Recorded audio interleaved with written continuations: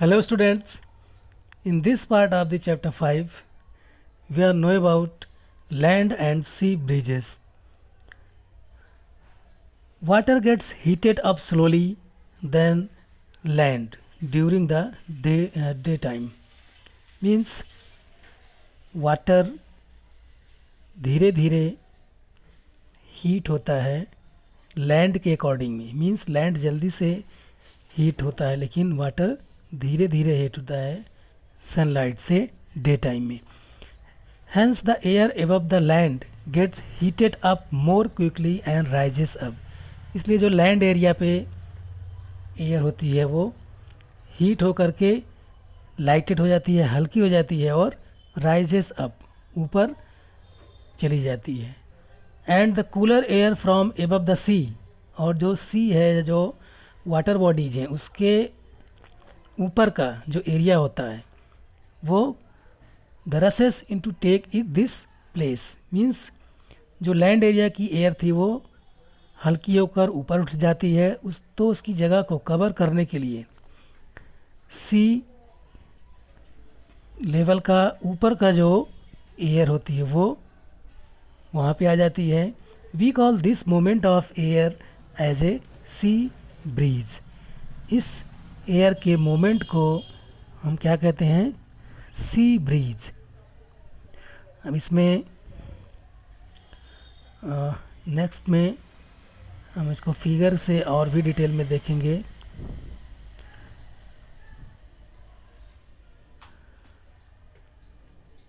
यहाँ पे आप देखें फिगर में, during night water cools more slowly then land.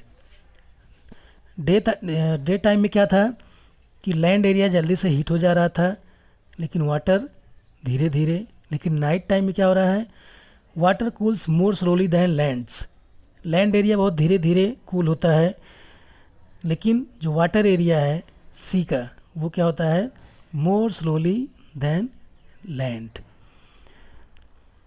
The air above the water therefore becomes warmer and rises up.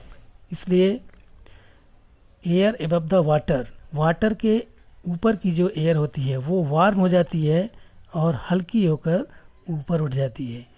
It's takes place in taken up the cooler air above the land. और ये जो जगह खाली होती है सी layer के ऊपर, वहाँ पे कवर करने के लिए लैंड एरिया की एयर वहाँ पे आ जाती है.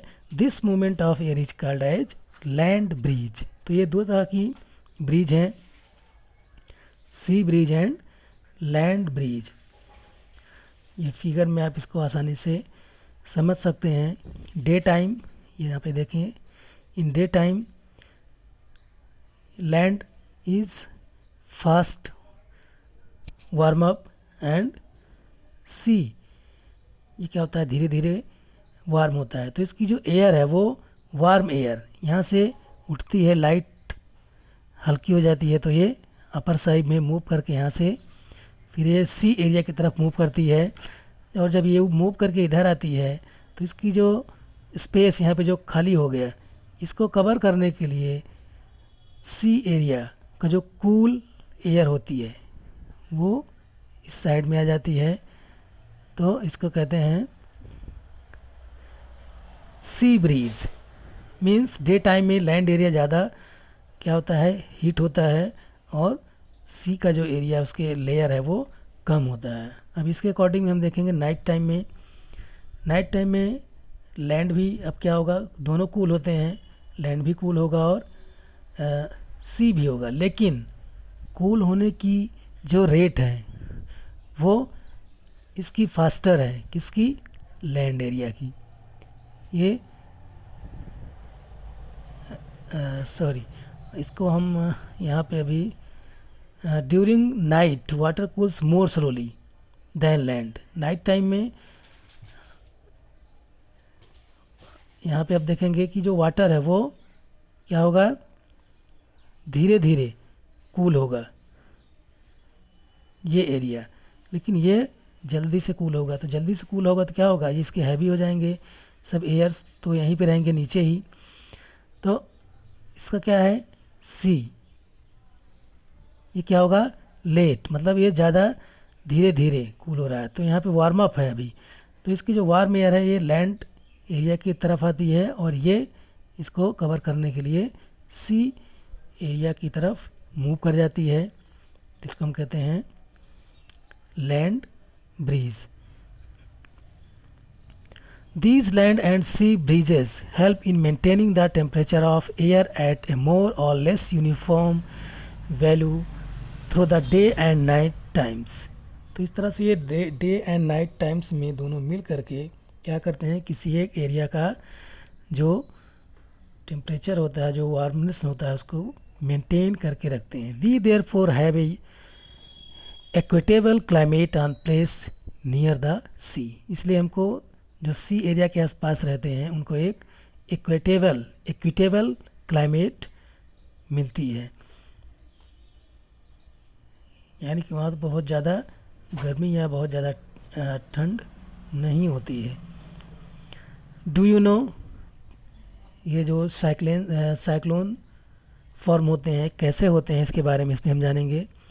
The wind speed, wind directions, temperature and humidity of a place all contribute to development of the atmospheric convection current। ये सभी क्या करते हैं, development of atmospheric convection current. इसके पहले भी आपको बताया गया था कन्वेक्शन करंट्स के बारे में, जो हवाएं होती हैं बहुत तेज़ चलती हैं, इनटू स्टॉर्म एंड साइक्लोन्स, जो स्टॉर्म और साइक्लोन्स का रूप ले लेती हैं। The strong wind sometimes form A cloud and grow into A thunderstorm having speed of 80 to 150 kilometre per our. Means इनकी स्पीड इतनी ज़्यादा हो जाती है कि 80 to 150 किलोमीटर पर आवर होती है और ये बहुत ही तेज़ चलती हैं। इसको आंधी या तूफ़ान का रूप कहा जाता है। Cyclone is a huge storm, और जो साइक्लोन होता है वो क्या है, ह्यूज स्टॉर्म, बहुत ही भयानक, बहुत तेज़ आंधी आती है इसमें। Having strong spiraling winds going inward and upwards, it speed of around 150 kilometre per hour over warm ocean regions. Cyclone rotate in anticlockwise और क्लॉक वाइज, मीन्स ये एंटी क्लॉक या क्लॉक वाइज दोनों move करते हैं। Northern hemisphere and southern hemisphere, means अभी इसके पहले आपको प्रीवियस पार्ट में बताया गया था नॉर्थ एंड साउथ पोल्स और बीच में इक्वेटर। तो जो इक्वेटर के बाद का 30 डिग्री के बाद वाला जो एरिया है वो नॉर्दर्न में और साउदर्न दोनों में।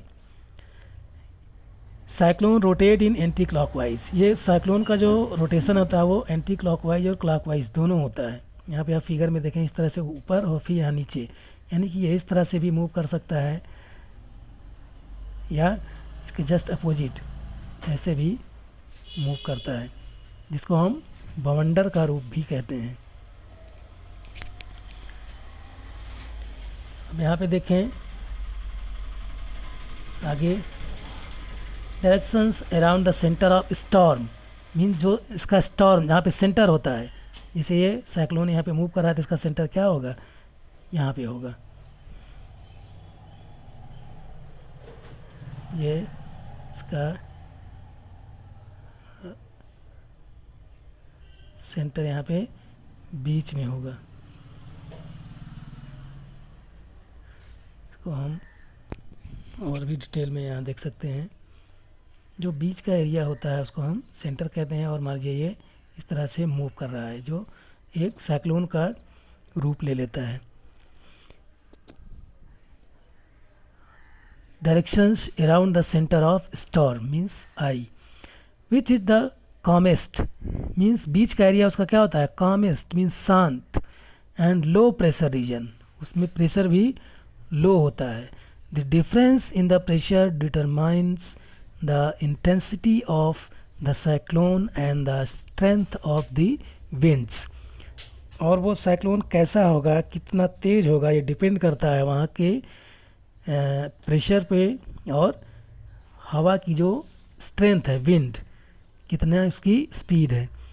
Once a mature cyclone forms it can last up to a week. एक बार साइक्लोन फॉर्म होता है तो उसका असर लगभग एक हफ्ते तक रहता है, वो धीरे धीरे फिर कम होता जाता है, depending upon the atmospheric and ocean condition. और ये डिपेंड करता है कि उस एरिया का एटमॉस्फेरिक एंड ओशियनिक कंडीशंस क्या है। When cyclones come on the land, लेकिन ये जब सी एरिया से निकल करके लैंड एरिया में आता है cyclones, they accompanying heavy rains, strong wind and large waves। ये बहुत ज़्यादा क्या फॉर्म करती है, रेन, स्ट्रॉन्ग विंड्स बहुत तेज़ हवाएं, एंड लार्ज वेव्स बहुत ऊंची ऊंची लहरें इसमें उठती हैं, जो कि आप फिगर में जैसा देख रहे हैं। Can damage buildings, trees and cars. ये बिल्डिंग्स को, कार्स, ट्रीज़ या और अदर बहुत सारी चीज़ों को नुकसान पहुंचा सकते हैं। Do you know in summer at place near the equator, summer season में इक्वेटर के पास मीन्स मिडिल में, the lands warm up faster, lands बहुत तेज गर्म होती है।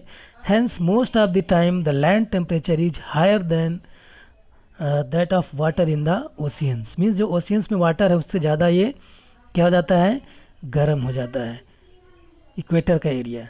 The air over the land gets heated up and rises, तो लैंड एरिया की एयर हीट होकर के ऊपर उठती है। This cause the wind to flow from ocean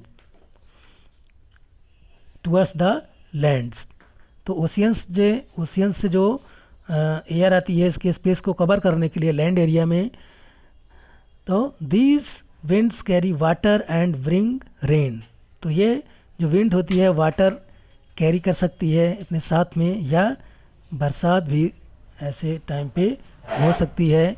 we call these winds as monsoon winds, और इस विंड्स को हम मानसून विंड्स या मानसूनी हवाएं कहते हैं, जिसके द्वारा क्या होती है, रेन फॉल होती है, बरसात होती है।